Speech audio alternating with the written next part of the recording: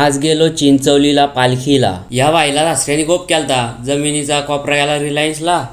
मग निघलो मंदिरात गेलो दर्शनाला. आणि यो बोलतो देवा यावर्षी तरी जमू दे रे.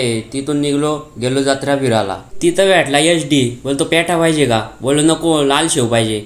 तिथून निघलो जत्रा फिरायला. यात बारीक प्रवासाची इथं मोठं टोनग बसलंच. काय बोलायचं काय राहायचा याचा अंदाज नव्हता येत. बोललो एक काम कर, मंदिरात जा, पाया पडणं ये. याच्यात पोरा उड्या मारत होती. इकडून आला नंद्याबाई फोनवर बोलत. बोलतो पप्पाची नाईट आहे. इथं ही गाडी गारगारा फेऱ्या मारत होती. तिथून निघलो तर ही पोरा इकडे उड्या मारित होती. यो भाई इथं बांगड्या घेत होता. मला बघितला आणि बोलतो इथं आलो तर यांचा काहीतरी विषय चाललेला. यो तुझ्या आयटमला घेतो, माझ्या आयटमला घेतो. रात्री निघली त्यांच्या गावातली पालखी. इकडून चाललोय तर ही पोरा मला हात करतात.